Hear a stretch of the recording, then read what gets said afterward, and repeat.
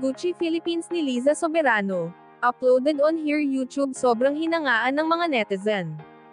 Magandang araw guys, welcome back sa aking channel. I shine so bright, you might go blind. Shenna Talks, like and subscribe.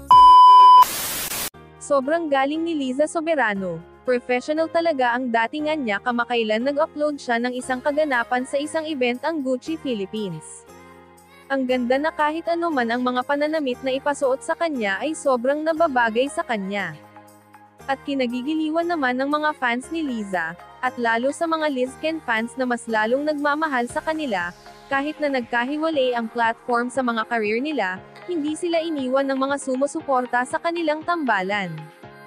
Kahit malabo na silang magkatambalan muli sa paggawa ng pelikula, nanatili ang mga fans nila dahil sa patuloy na pag-o-update nila sa mga kaganapan nila sa kanilang mga Sokmed account.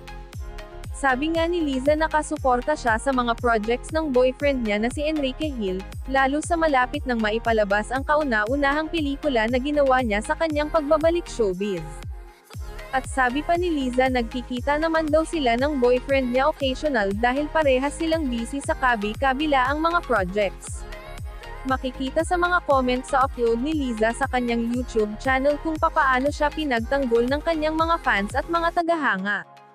Sabi nga ng isang fans niya, lagi ka din na daw ni Christopher Men pero palagi ka naman may ads, at mga branded pa. Masyado nila pinagdidiinan na wrong move ka at wrong choice pag alis mo kay OG Diaz, pero, look at you, meron kang trabaho. Fly high hope. At sabi pa ng isang fans ni Liza, hindi lang branded kundi luxury brand ang kumukuha sa kanya. At pahabol pa ng isang fans, better kasi, no more commission, and it only proves that Liza really matters, otherwise, why will they waste time taking about here?